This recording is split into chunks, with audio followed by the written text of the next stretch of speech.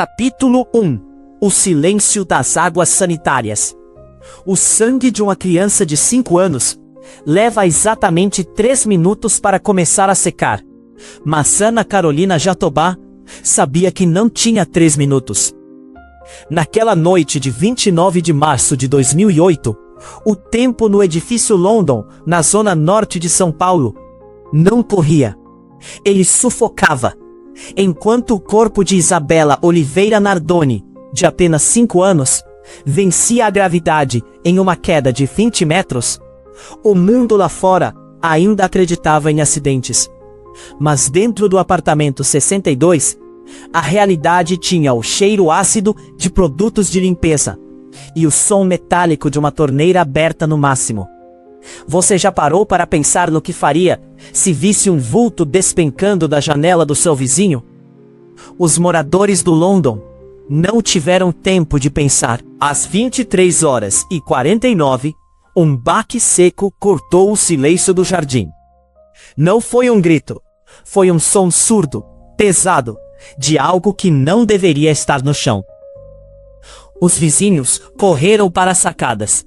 O desespero começou a subir pelas paredes de concreto. Mas, curiosamente, o rastro de pânico não vinha de onde deveria.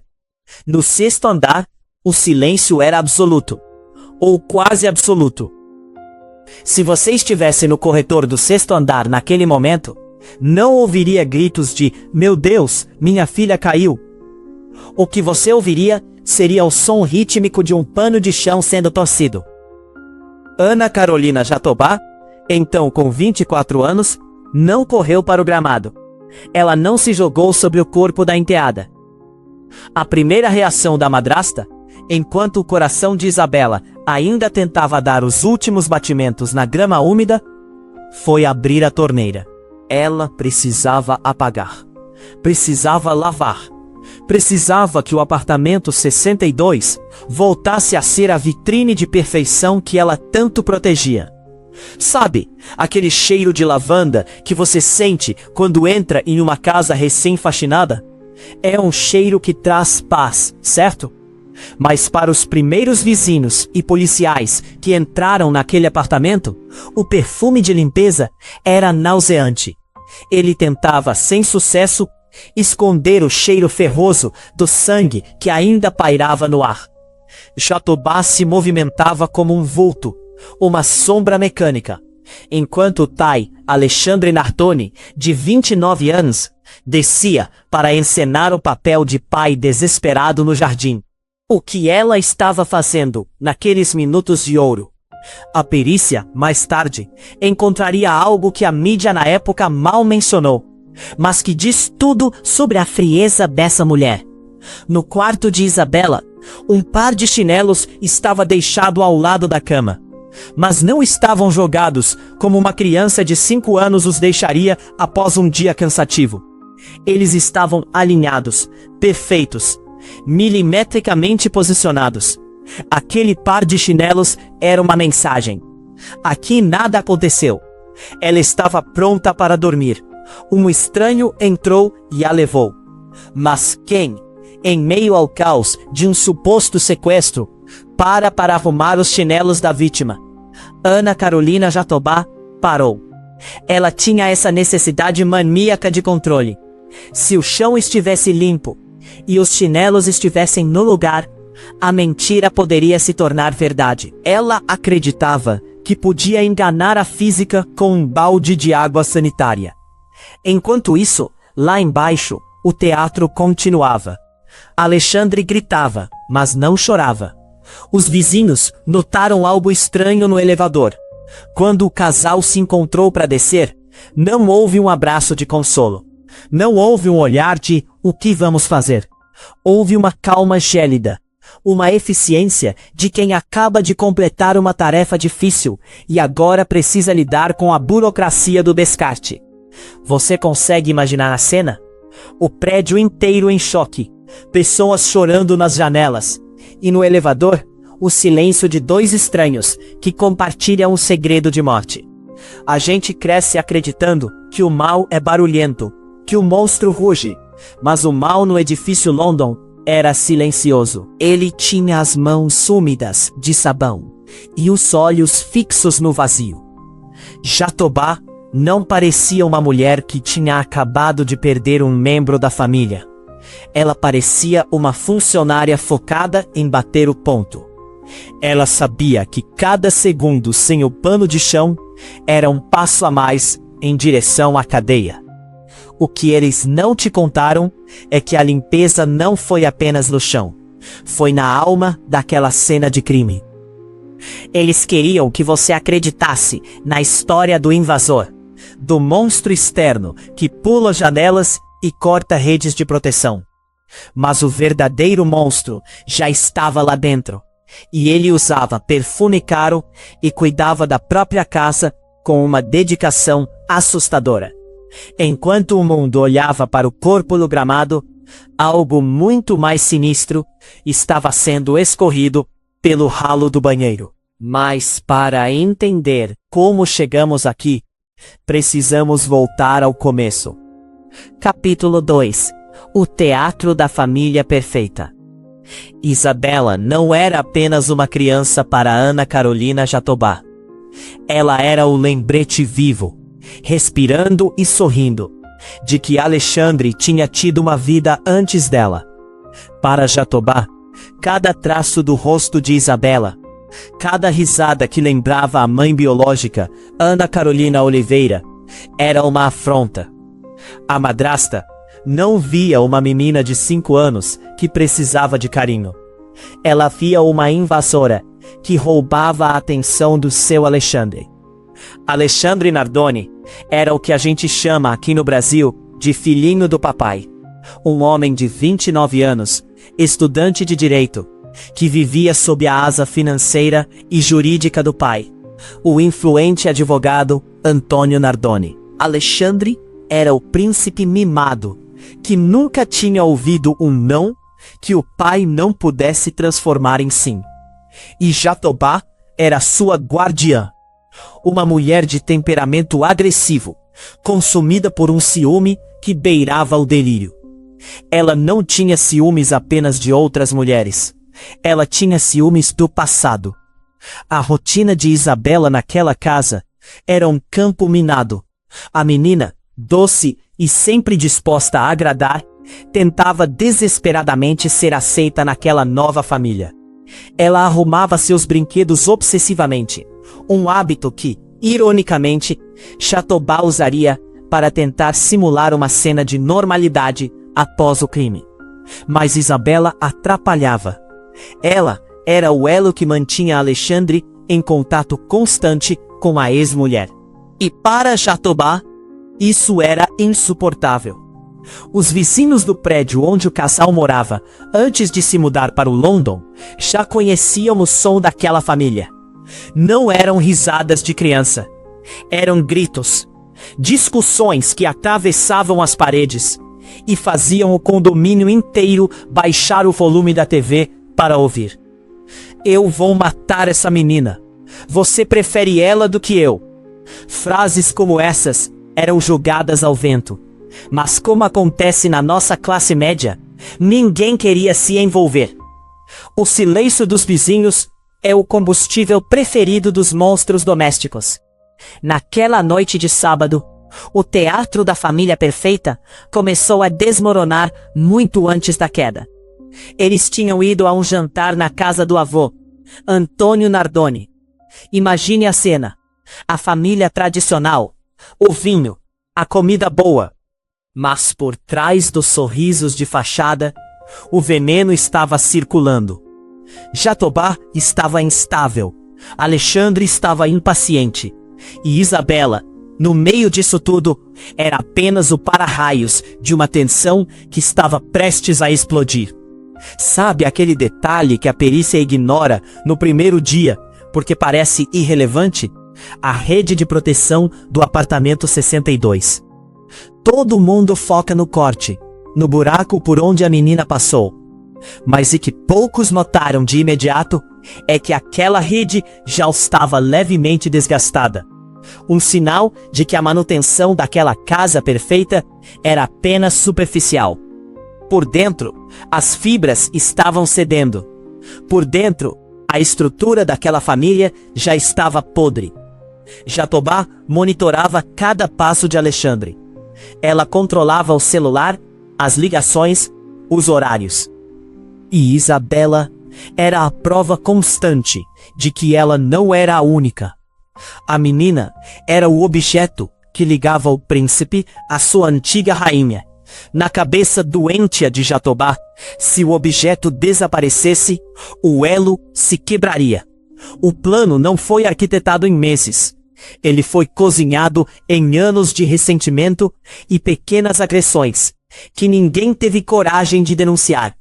Você acredita mesmo que uma tragédia dessas acontece do nada? Que um pai e uma madrasta acordam e decidem jogar uma criança pela janela? Não, isso é o fim de uma escada. Cada degrau foi uma briga não interrompida, um tapa escondido, um grito abafado pelo travesseiro. A mídia te vendeu a ideia de um surto, mas o que existia ali era um método. O método de quem sente que está acima da lei, porque o sobrenome tem peso. Alexandre se sentia intocável. Jatobá se sentia a dona da verdade. E Isabela? Isabela era apenas o lembrete. O lembrete de que Alexandre tinha tido uma vida antes dela. O lembrete de que ele nunca seria totalmente dela enquanto aquela criança sorrisse. Naquela noite, o Ford Ka prata da família não carregava apenas passageiros voltando de um jantar. Ele carregava uma sentença. O que ninguém sabia é que aquela noite de sábado não começou com o acidente, mas com uma sentença de morte proferida dentro de um Ford Ka prata. Enquanto o carro subia a rampa da garagem, o destino de Isabela já estava selado pelo ódio de uma mulher que não aceitava dividir o palco, e pela covardia de um homem que nunca aprendeu a ser pai. Capítulo 3. Os 13 minutos no escuro. Às 23h36, o Ford Ka entra na garagem, mas o que saiu daquele carro já não era mais a Isabela que a mãe conhecia. O horror não começou no 6º andar. Ele começou no confinamento de metal do veículo. A discussão que começou no trajeto da casa do avô atingiu o ápice ali, no escuro do subsolo. A perícia técnica, meses depois, encontraria uma micromancha de sangue no banco do passageiro. Um detalhe que a mídia pouco mencionou, mas que reconstrói os primeiros segundos da agonia. Isabela foi agredida ainda no carro. Um golpe, talvez um soco, que fez o sangue daquela criança de 18 quilos espirrar no estofado. Imagine o terror. O lugar onde você deveria estar segura, ao lado do seu pai, se torna o cenário da sua primeira ferida. Mas eles não podiam parar ali. Havia vizinhos, havia câmeras. Eles precisavam subir. A subida pelo elevador foi a agonia de uma criança já ferida. Alexandre carregava a filha, mas não com o zelo de um pai. Ele a carregava como um fardo, um problema que precisava ser resolvido entre 4 paredes. Jatobá vinha logo atrás, com os olhos fixos, a respiração curta. Os 13 minutos que se seguiram são o que a polícia chama de o vácuo da morte. 13 minutos entre o carro estacionar e o corpo atingir o chão. Dentro do apartamento 62, o teatro deu lugar à execução. A reconstrução do crime, baseada na física e na biologia, nos conta uma história que o casal tentou apagar com baldes de água. Primeiro, o esganamento. Alexandre ou Jatobá, ou os dois, apertaram o pescoço de Isabela. Não para matar instantaneamente, mas para calar, para que os vizinhos não ouvissem o que estava prestes a acontecer. A criança lutou. Ela tentou arranhar, tentou se desvencilhar. Sob as unhas de Jatobá, a verdade começava a ser escrita, em pele e DNA. Depois veio a tesoura. Jatobá sabia exatamente onde ela estava. Não foi um invasor que procurou por gavetas. Foi alguém que conhecia a cozinha como a palma da mão. O corte na tela de proteção não foi um rasgo desesperado. Foi um corte mecânico, de dentro para fora. A rede, feita para segurar vidas, foi aberta para deixar a morte passar. Você consegue visualizar a cena? Alexandre segura a filha, já semiconsciente pelo esganamento, e a leva até o parapeito. O vento da noite de março entra pelo buraco da rede. Não houve hesitação. Houve cálculo. A física é cruel. Um corpo de 18 quilos, caindo de uma altura de 20 metros, leva menos de 2 segundos para atingir o solo. 2 segundos de silêncio absoluto, antes do impacto que mudaria a história policial do Brasil. Mas o que aconteceu nos segundos seguintes à queda é o que revela a verdadeira face de Ana Carolina Jatobá. Enquanto Isabela agonizava no gramado, lutando por um ar que seus pulmões colapsados não podiam mais processar, a madrasta não correu para o telefone para ligar para o resgate. Ela correu para o armário de limpeza. Ela pegou o pano, ela abriu a torneira. Ela começou a apagar as manchas de sangue no corredor e na sala. A frieza é tanta que ela teve o cuidado de não molhar os próprios sapatos. Ela limpou a cena como se estivesse preparando a casa para uma visita. Alexandre, enquanto isso, descia para fazer o seu papel. Ele gritava pelo invasor, apontava para a rede cortada, tentava criar o mito do homem de preto que sumiu no escuro. Mas as câmeras do prédio não viram ninguém entrar. O único monstro que as lentes captaram foi o que já morava lá. A polícia chegou rápido, mas não rápido o suficiente para impedir que a primeira e mais importante prova fosse destruída com um simples pano de chão. Quando os primeiros policiais militares subiram ao apartamento 62, eles encontraram uma casa que cheirava a lavanda e uma mulher que parecia mais preocupada com a umidade do piso do que com a vida que se esvaía lá embaixo. O que eles não sabiam é que Jatobá tinha acabado de realizar a faxina mais cara da sua vida. Uma faxina que ela acreditava lavaria a sua culpa para sempre. Capítulo 4. A máquina de moer verdades. Sabe por que a cena de um crime contra os poderosos nunca é isolada direito? Porque o poder sabe exatamente onde pisar para não deixar rastro. No Brasil, a justiça tem um cheiro muito específico. E não é o de papel velho de processo. É o cheiro de influência, de sobrenome e de quem chega primeiro ao local do crime. Naquela madrugada de 29 de março, enquanto o corpo de Isabela ainda estava quente sob o lençol branco no gramado do edifício London, uma engrenagem começou a girar. Uma máquina desenhada não para descobrir o que aconteceu, mas para garantir que a versão certa fosse a única a sobreviver. Às 00:30, menos de uma hora depois do impacto, o cenário no apartamento 62 mudou de figura. Não eram apenas peritos e policiais ali dentro.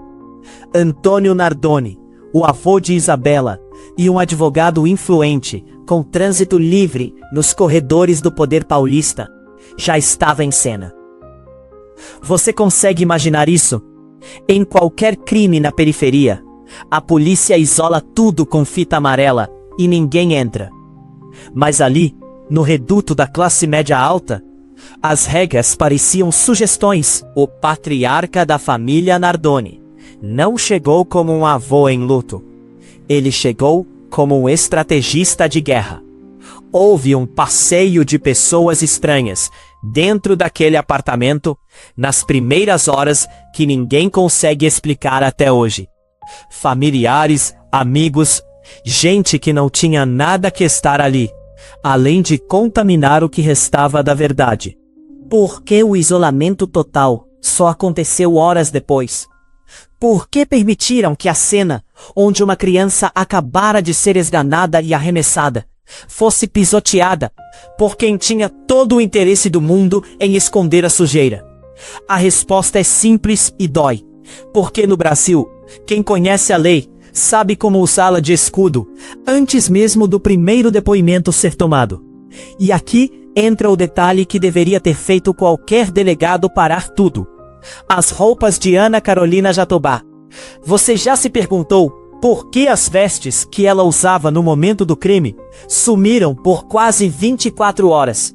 Enquanto Isabela era levada para o IML, as roupas da madrasta faziam um tour por endereços da família. Quando finalmente foram entregues à perícia, estavam limpas, impecáveis, lavadas de qualquer vestígio biológico que pudesse ligar Jatobá ao aperto no pescoço da enteada. O sistema permitiu esse intervalo. O sistema deu o tempo que eles precisavam para que o sabão em pó fizesse o trabalho que a justiça não queria fazer. O depoimento que veio a seguir foi uma obra-prima do cinismo jurídico. Eles não apenas negaram, eles criaram um fantasma.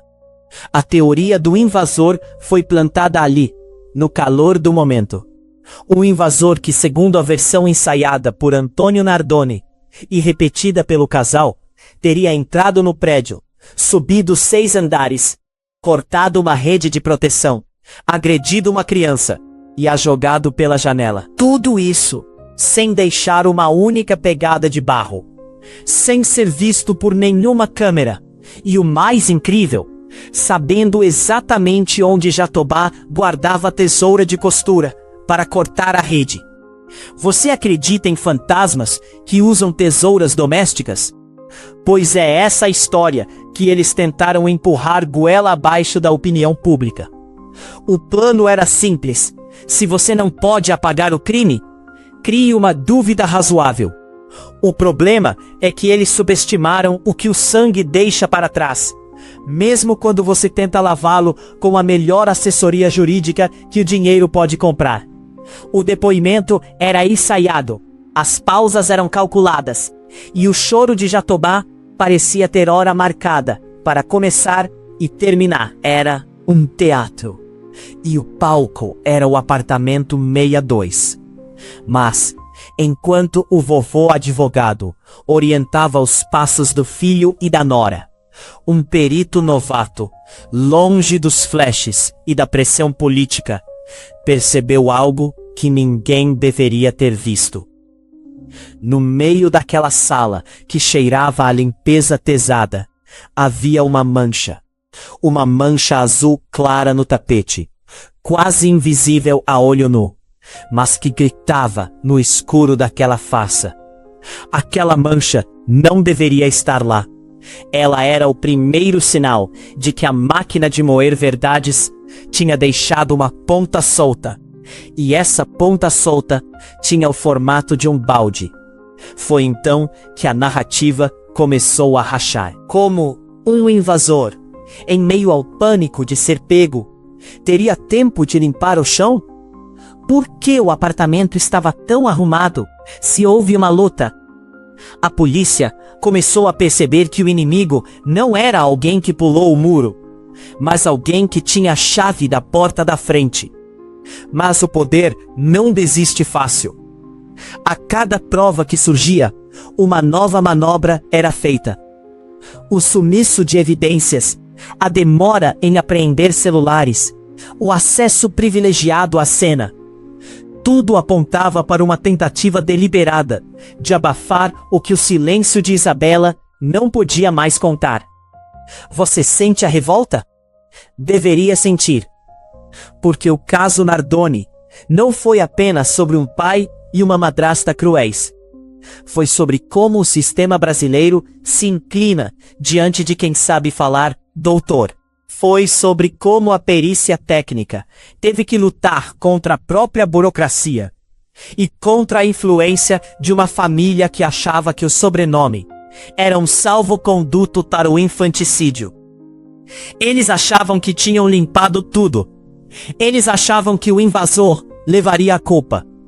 Mas a ciência tem uma memória que o dinheiro não consegue apagar.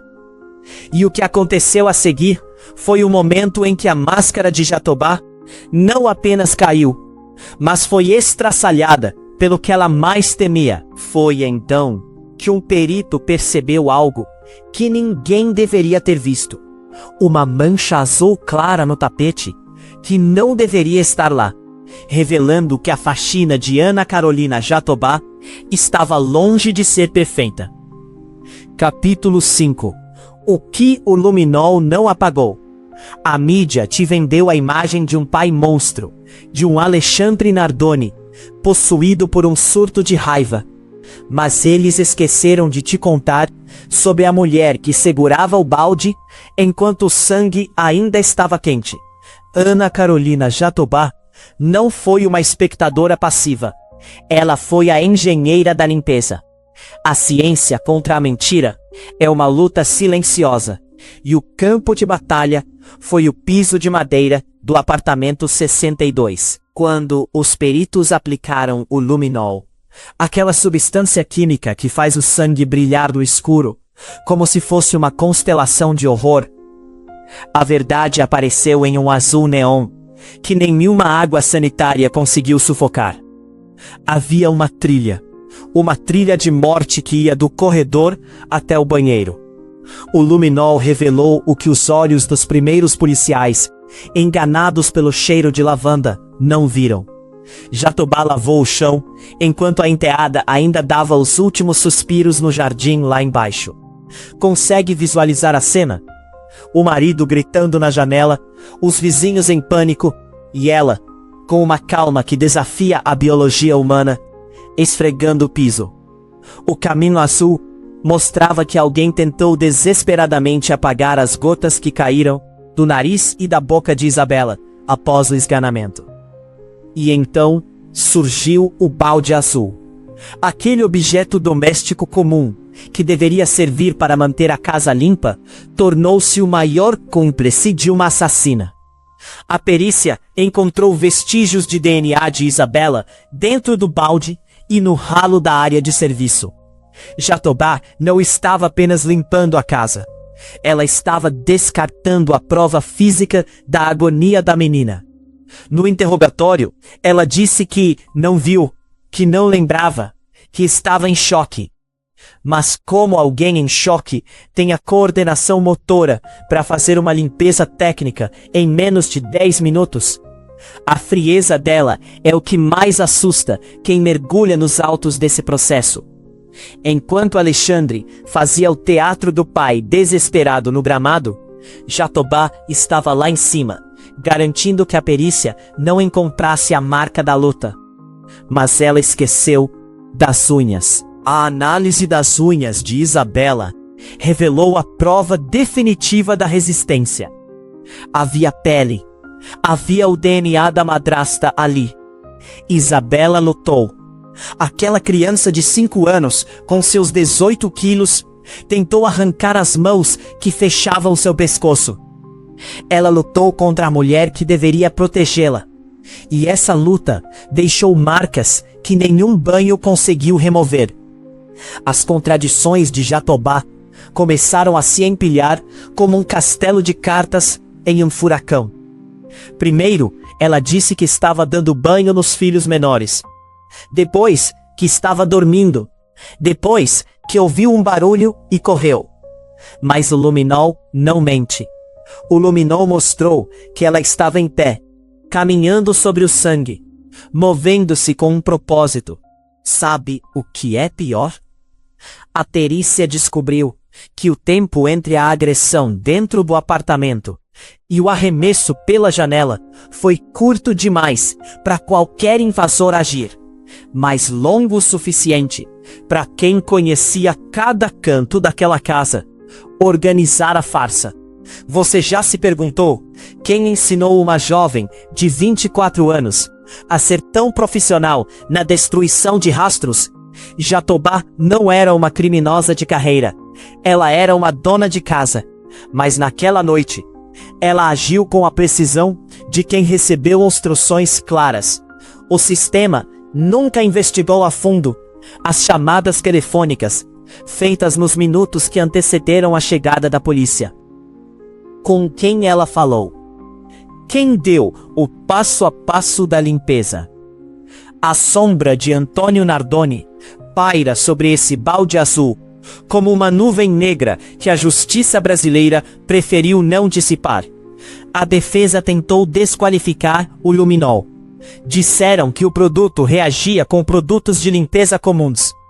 Uma mentira técnica para salvar uma assassina. O brilho do sangue é diferente. A textura da mancha revelada pela luz forense conta uma história que o cloro não apaga. A mancha no tapete, aquela que eu te falei no capítulo anterior, era o vômito de Isabela. Quando uma pessoa é esganada, o corpo reage violentamente. Jatobá tentou limpar aquilo, mas o fluido biológico penetrou nas fibras. O tapete que ela tentou esconder era o mapa da crueldade. Eu não vi nada. Ela repetia com um olhar gélido. Como você não vê uma criança ser esganada no sofá da sua sala? Como você não ouve o som da rede de proteção sendo cerrada a poucos metros de você? A verdade é que Jatobá não só viu, como participou. Ela foi a mão que preparou o terreno para que Alexandre pudesse terminar o serviço. Ela foi a mente que pensou: precisamos limpar isso antes que alguém chegue. A vida de Isabela valia menos para ela do que uma mancha no piso de madeira. A ciência venceu a primeira batalha, mas a guerra estava apenas começando. Porque por trás das manchas, reveladas pela luz azul, havia uma rede de proteção muito mais resistente do que aquela da janela do quarto. A rede de proteção que o dinheiro e o status constroem em volta dos bons cidadãos. Se a limpeza foi tão profissional, quem ensinou Jatobá a apagar rastros criminais em menos de 10 minutos? A pergunta que ninguém queria responder na época é a mesma que nos assombra hoje. Será que ela aprendeu sozinha? Ou foi apenas uma peça em um tabuleiro muito maior? Capítulo 6. O clímax. A verdade que eles abafaram. Esqueça o que você viu no telejornal e preste atenção na física do horror. A ciência diz: Isabela ainda estava tentando respirar quando sentiu o vento no rosto pela última vez. Ela não estava morta quando foi jogada. Ela estava inconsciente, com o coração batendo devagar, lutando contra a asfixia provocada pelas mãos de quem ela chamava de pai. Mas o que realmente fecha o caixão das mentiras dos Nardoni não é apenas a queda, é o que eles deixaram arrumado antes da menina atingir o solo. Lembra dos chinelos que mencionei lá no começo? Aqueles chinelos cor-de-rosa, colocados de forma impecável, um ao lado do outro, perto da cama? Aquilo foi o maior erro de Ana Carolina Jatobá. Nenhuma criança de 5 anos, no meio de uma noite de sábado, deixa os chinelos em um ângulo de 90 graus antes de ser levada por um invasor. Aqueles chinelos foram colocados ali para esconder uma mancha de vômito e fluidos vitais. Jatobá achou que se a cena parecesse organizada, a polícia acreditaria na teoria do sono tranquilo interrompido por um monstro externo. Ela usou a organização da própria vítima para camuflar o local onde a esganou. É de uma perversidade que faz o sangue gelar. E a rede de proteção? A versão oficial da defesa dizia que um estranho a cortou para entrar. Mas a perícia técnica, usando microscopia eletrônica, revelou o óbvio que tentaram abafar. A rede foi cerrada de dentro para fora. As fibras de nylon estavam projetadas para o lado externo. E mais, o corte foi feito com uma tesoura de uso doméstico, encontrada na gaveta da cozinha, com o DNA de Jatobá no cabo. Não houve faca de combate. Não houve invasão tática. Houve uma madrasta que sabia exatamente onde estava a ferramenta necessária para abrir o buraco por onde a enteada passaria. O momento do arremesso foi reconstruído com bonecos que tinham o mesmo peso e altura de Isabela. A física é implacável. Para o corpo cair onde caiu, ele precisou de um impulso manual. Alguém segurou Isabela pelos punhos e a projetou para fora.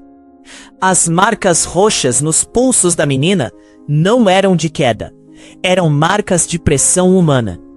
Alexandre a segurou como se fosse um fardo incômodo e a soltou no abismo. E Jatobá? Jatobá estava logo atrás, observando o buraco na rede que ela mesma ajudou a abrir. Em 2010, o tribunal do júri foi o palco final desse teatro. Eu estava lá, ouvi os relatos, e o que mais impressionou não foi a sentença de mais de 30 anos para cada um. Foi o rosto de Jatobá. Quando o juiz Maurício Fossen leu o veredito, ela não chorou pela criança. Ela não demonstrou remorso. O rosto dela era de pura derrota. Não por ter matado, mas por ter sido pega. Ela olhou para Alexandre, e o casal perfeito se desintegrou ali mesmo. A máscara de porcelana da classe média paulistana caiu, revelando dois monstros que se alimentavam do silêncio um do outro. Mas aqui é onde a história fica realmente sombria, e onde o espectador precisa questionar tudo. A justiça disse que o caso estava encerrado. Caso fechado, culpados na cadeia, vida que segue. Mas por que, 16 anos depois, o nome de um terceiro envolvido ainda faz delegados mudarem de assunto em conversas de bar? Por que as perícias que apontavam para uma terceira pessoa no apartamento foram sumariamente descartadas? Existe um boato, nunca confirmado, mas sempre sussurrado nos bastidores do DHPP, de que o plano de ocultação envolveu mais do que apenas o casal e o avô. Uma ligação feita do apartamento 62 para um número que nunca foi revelado nos autos principais.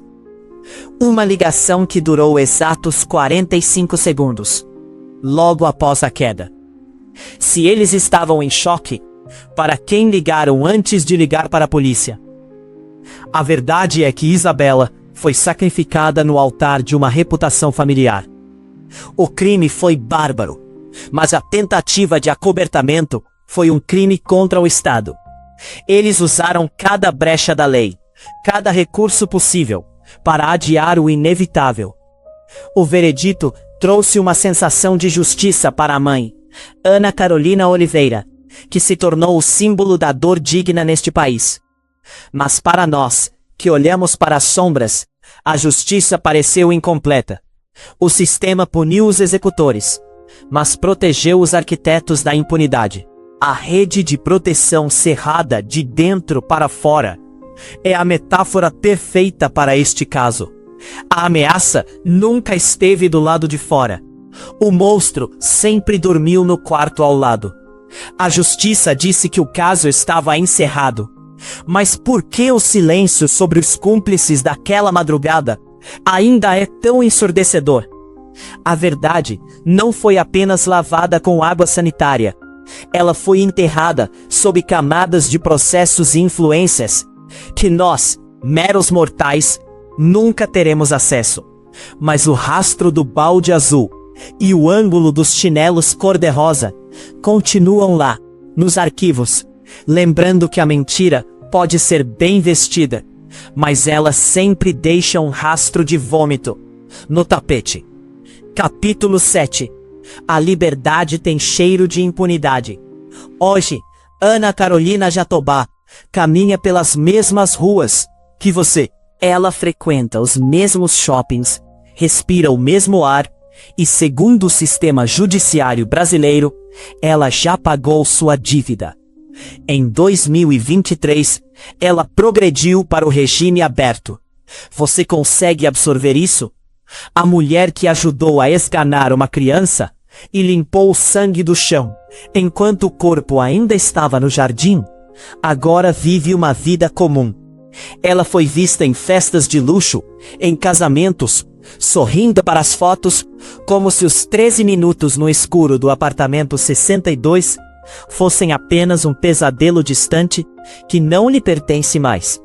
O regime aberto no Brasil é uma piada de mau gosto contada para as vítimas, enquanto Ana Carolina Oliveira, a mãe de Isabela, carrega uma sentença perpétua de ausência, visitando um túmulo frio a cada aniversário. A assassina da sua filha desfruta da liberdade que o dinheiro da família Nardoni ajudou a garantir. Porque não se engane, Jatobá não saiu da cadeia por bom comportamento apenas.